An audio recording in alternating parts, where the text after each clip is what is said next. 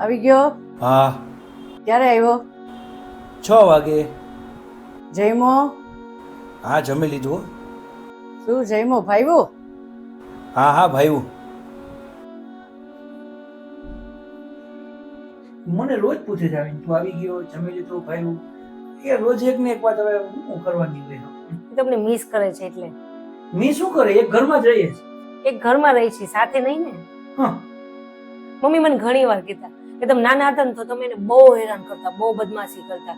પાથરેલું હોય ને હવાલા રાતના સુવા માટે બધાયનું તો તમે એ વીખી નાખતા, ઓઢવાના બધાયને ખોઈ નાખતા, ક્યાં પાયણા પાછળ ઓલા ટંકમાં ને એમ બધું નાખી દેતા. મમ્મી કપડાં ધોવા બેઠા હોય ને તો એનો સાબુ તમે લઈને ટાંકામાં નાખી આવતા. ઈ નાવાની ડોલ ભરીને બેસતા તો એ ડોલી તમે હંતાડી દેતા. ક્યાંક નાવા જેવા જાય ટુવાલ ઓલો લટકાવેલો હોય તો ટુવાલ તમે ફેંકી આવતા.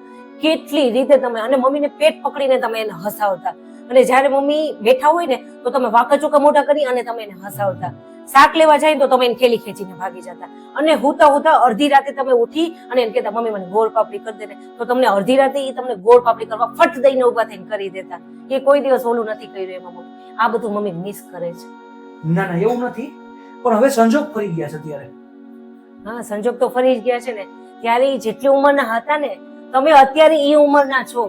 ત્યારે જે તમારો સ્વભાવ હતો ને, અત્યારે એનો ઈ સ્વભાવ છે. ગઢપણ ને બચપન બેય સરખા. આ ઘરના બુઢિયાઓ છે ને, ઈ બહારનું પંજાબી ચાઇનીઝ ને એવું ન ભાવે ને. એને તો તમે એની પાસે 10 મિનિટ બેહો ને મીઠી મીઠી વાત કરો ને, ઈ એને ચાઇનીઝ પંજાબી માને. ઈ કે ભાઈને ફરવાને એમ ન જઈ શકે, પણ તમે એની પાસે અડધી કલાક બેસો ને તો એમ થાય કે ઓહો ક્યાંય ફરી આવી. એને એવું ફિલિંગ આવે. જેમ નાનપણમાં આપણે મા બાપ સિવાય કાંઈ ન દેખાતું ને, અત્યારે આ બુઢિયાઓને છોકરાઓ સિવાય કાંઈ ન દેખાતું હોય. ઈ છે ને તો એની યાર હસી ખેલી ને રવી લ્યો, બધું કરી લ્યો. પછી નહીં હોય તો તમે અફસોસ કરશો કે હવે કાંઈ નથી રહ્યું. એના કરતા મેં હરખી રીતે રહી ગયા હોત તો. કેમ કે દુનિયામાં બધુંય મળે છે, પણ મા બાપ નથી મળતા.